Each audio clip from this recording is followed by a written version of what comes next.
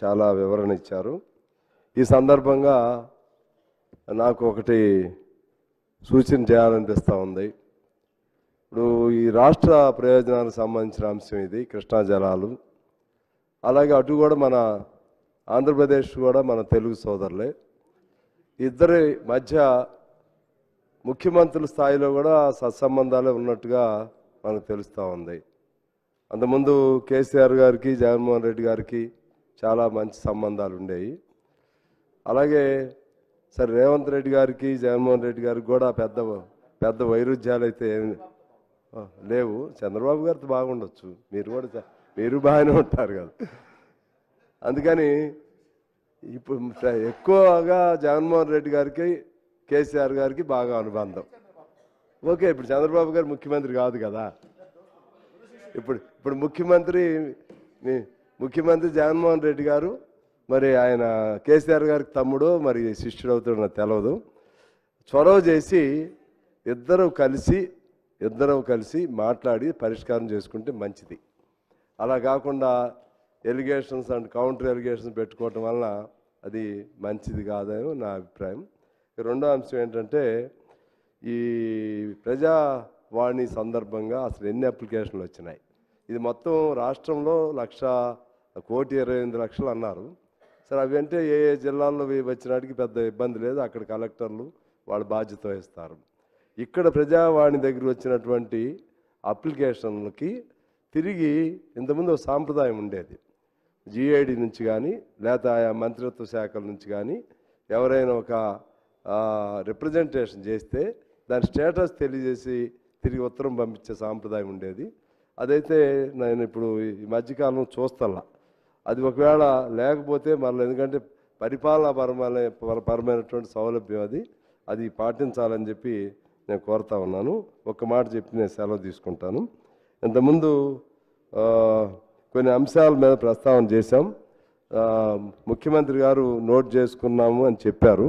వాటి మీద కొద్దిగా సీరియస్గా తీసుకుని మీరు అన్ని పాయింట్ టు పాయింట్ ఇక్కడ వివరణ ఇవ్వాల్సిన పని లేకపోయినా మీరు మీ అధికారులు రాసిన దాన్ని మీరు గమనంలో తీసుకుని వాటి పరిష్కారానికి, నేను చేసినటువంటి ఆరోపణలపైన విచారణ చేయించడానికి ఇవన్నీ కూడా మీరు సిద్ధపడాలని చెప్పి కోరుతూ, ఆఖరిగా మా దగ్గర స్పాంజ్ ఐరన్ అని అంటే NMDC ఒకప్పుడు దక్షిణ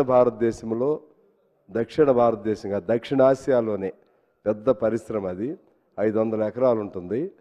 అది NMDC తీసుకుని ఇప్పుడు క్లోజ్ వేసి చేయడానికి ప్రయత్నాలు చేస్తూ ఉన్నారు.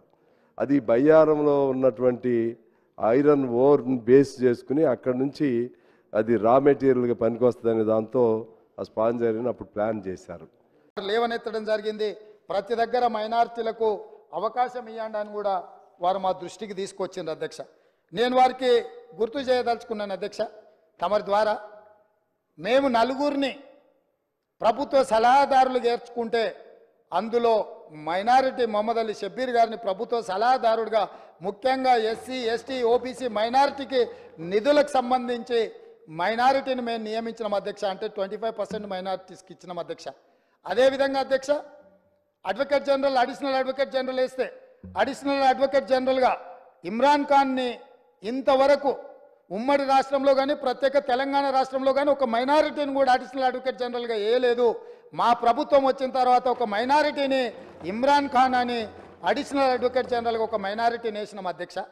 అదేవిధంగా ముఖ్యమంత్రి గారి పేసీలో ఆనాడు రాజశేఖర రెడ్డి గారు ఉన్నప్పుడు జన్నత్ హుస్సేన్ అని ఒక మైనారిటీకి సంబంధించిన IAS అధికారిని నియమిస్తే ఈనాడు మా ప్రభుత్వం మా ముఖ్యమంత్రి కార్యాలయంలో మేము షానవాజ్ కాసిం అనే IPS ఆఫీసర్ని మా ముఖ్యమంత్రి కార్యాలయంలో మైనారిటీకి మేము అవకాశం ఇచ్చినాం అధ్యక్ష.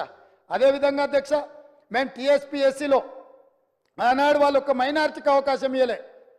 కానీ మా ప్రభుత్వం తెలంగాణ పబ్లిక్ సర్వీస్ కమిషన్లో నియామక బోర్డులో ఆమేర్ ఉల్లా ఖాన్ అని మేము board member Indian postal service అధికారిని ఈరోజు మేము అందులో మైనారిటీకి అవకాశం కల్పించినాం అధ్యక్ష.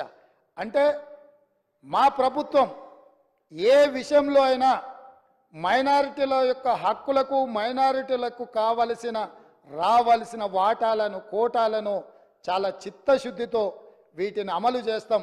గవర్నర్ గారి కోటాలో మేమిద్దరిని ఎమ్మెల్సీలు చేస్తే ఒక ఎమ్మెల్సీని మైనారిటీ నియమించడం ద్వారా రాజకీయంగా కూడా వాళ్ళకు వేదిక కల్పించాలన్న ఆలోచనతోటి మైనారిటీలకు మేము అవకాశం కల్పించినాం అధ్యక్ష.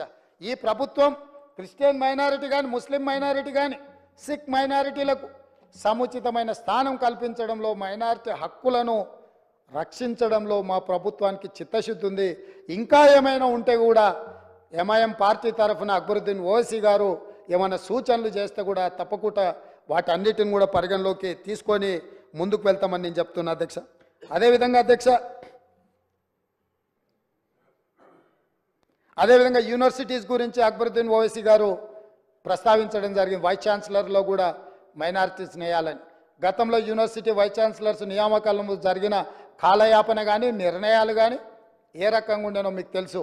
అందుకే మీ ద్వారా అక్బరుద్దీన్ ఓవైసీ గారికి నేను చెప్పదలుచుకున్న, ఆల్రెడీ యూనివర్సిటీలు మేలో వేకెన్సీస్ రాబోతున్న వైస్ ఛాన్సలర్స్వి, కానీ ఇప్పుడే సెర్చ్ కమిటీని వేసి దాన్ని పూర్తి స్థాయిలో మేము వైస్ ఛాన్సలర్లు నియమించాలన్న ఆలోచనతో సెర్చ్ కమిటీ వేసినాం. తొందరలోనే నియామకాలు జరుగుతాయి. తప్పకుండా మైనారిటీలకు రావాల్సిన వాటా కోటా వస్తుంది.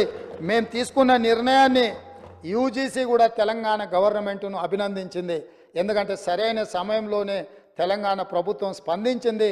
తప్పకుండా పేద విద్యార్థులకు విద్యను అందించే యూనివర్సిటీలను ఖాళీలు పెట్టొద్దు అన్న ఆలోచనతోటి మేము ఆ నిర్ణయంతో ముందుకు వచ్చినాం.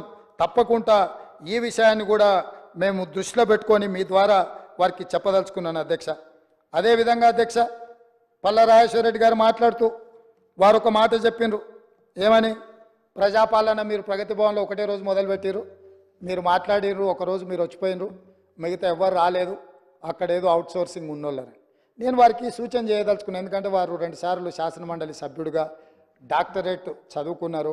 వారికి పరిపాలన పట్ల, అందులో ఆనాటి ముఖ్యమంత్రి గారికి కుడి భుజంగాను ఎడం భుజంగాను ప్రభుత్వ నిర్ణయాలలో వాళ్ళు చాలాసార్లు ఉన్నారు.